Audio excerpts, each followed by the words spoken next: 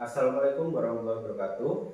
Selamat pagi, salam sejahtera buat kita semua. Perkenalkan, nama saya Agus Waluyo dari SD Negeri 2 Camba, Kabupaten Kota Waringin Timur. Di sini saya akan memaparkan best practice yang saya buat yang berjudul tentang pelayanan kunjung pusat aktivitas siswa. Latar belakang yang pertama, SD Negeri 2 Camba termasuk daerah yang tertinggal. Yang kedua, akses jalannya masih lumpur dan berdebu. Yang ketiga, pembelajaran masih terbatas, belum bisa memaksimalkan teknologi. Rumusan masalah.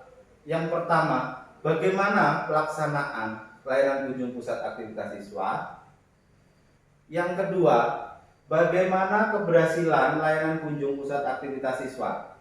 Tujuannya, di sini tujuannya ada dua. Yang pertama yaitu untuk mengetahui proses pelaksanaan layanan kunjung pusat aktivitas siswa, dan yang kedua untuk mengetahui keberhasilan proses pelayanan kunjung pusat aktivitas siswa. Di sini ada manfaatnya. Manfaat yang pertama bagi siswa, anak tetap memperoleh pembelajaran sesuai yang diprogramkan. Yang kedua, anak dalam kondisi yang aman. Manfaat yang kedua bagi orang tua. Orang tua di sini dapat memenuhi kebutuhannya. Terus yang kedua, orang tuanya tetap merasa aman. Manfaat bagi sekolah. Di sini manfaat bagi sekolah yang pertama, program sekolah tetap berjalan. Sekolah menerapkan dan melakukan peraturan kebijakan pemerintah sesuai yang ditetapkan. Di sini ada sasarannya. Sasaran yang saya pakai ini murid kelas 6. Semuanya murid kelas 6. Terus waktu pelaksanaan. Di sini waktu pelaksanaannya selama pandemi berlangsung. Ini yang saya buat sebagai sampelnya saja. Ini saya buat 3 bulan. Bulan pertama, bulan kedua, bulan ketiga sebagai sampelnya. Terus aktivitas pembelajaran yang saya pakai di sini, yang pertama saya pakai unjuk kerja. Yang kedua, unjuk produk. Yang ketiga, curah pendapat. Yang keempat, penugasan. Aktivitas pembelajarannya menggunakan tematik integratif.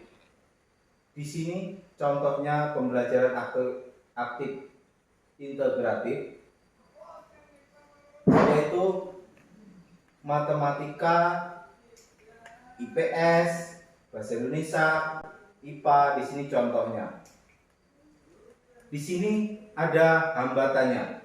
Yang pertama hambatannya yaitu cuaca. Terus yang kedua yaitu pindah tempat tanpa koordinasi. Yang ketiga, posisi di area luar jangkauan. Yang keempat, banyak nyamuk. Di sini ada daya dukungnya. Daya dukung yang pertama yaitu orang tua memiliki skill, memiliki keterampilan dan pengalaman khusus yang sangat potensial, sehingga orang tua dapat dijadikan sebagai guru inspiratif. Yang kedua, orang tua saling mengenal aktivitas kerja.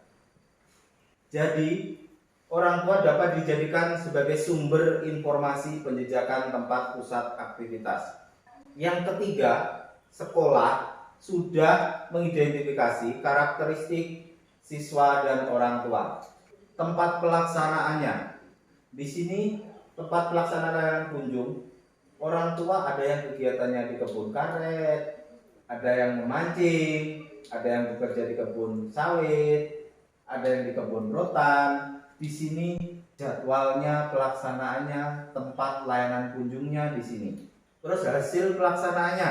Hasil pelaksanaan yang pertama, setiap siswa dapat melaksanakan proses pembelajaran sesuai dengan kondisinya masing-masing. Yang kedua, program kurikulum sekolah di era pembelajaran terbatas dapat terlaksana dengan kondisi yang memungkinkan. Hasil pelaksanaan yang ketiga, yaitu pembelajaran di era pandemi terlaksana tetap mengutamakan protokol kesehatan.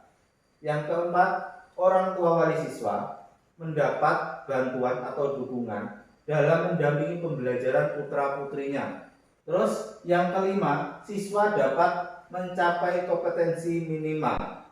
sebagai persyaratan untuk memenuhi standar kompetensi kelulusan. Di sini hasil pelaksanaannya. Setiap anak berbeda-beda hasil pelaksanaannya. Ini di bulan pertama, bulan kedua, dan bulan ketiga. Hasilnya seperti itu. Setiap anak berbeda-beda. Di sini ada keberhasilan layanan kunjung. Keberhasilannya seperti ini. Ini ya. Selanjutnya ini tiap anak berbeda-beda juga keberhasilan layanan kunjungnya. Nah, di sini kesimpulan. Kesimpulan yang pertama, proses layanan kunjung pusat aktivitas siswa terlaksana dengan melibatkan siswa, guru, dan orang tua melalui metode unjuk kerja, unjuk produk, curah pendapat, dan penugasan mandiri dengan memperhatikan karakteristik siswa dan orang tua serta penjadwalan yang fleksibel. Yang kedua, hasil pelaksanaan layanan kunjung pusat aktivitas siswa berupa hasil realisasi proses layanan dan hasil capaian kompetensi siswa yang dilakukan mengacu kepada pembelajaran kondisi khusus secara fleksibel untuk seluruh siswa. Saran, di sini saran yang pertama, siswa hendaknya memberdayakan sumber belajar di keluarga untuk melaksanakan pembelajaran yang dilakukan di sekolah sehingga hasil belajar berdaya guna. Yang kedua, orang tua hendaknya berperan aktif melibatkan diri dalam mendampingi belajar siswa sesuai dengan keahlian yang dimiliki. Yang ketiga, guru hendaknya berkemampuan adaptif dan mampu melibatkan siswa dan orang tua dalam pengembangan pembelajaran khususnya di era pandemi. Sekian, terima kasih. Assalamualaikum warahmatullahi wabarakatuh. Selamat pagi, salam sejahtera buat kita semua.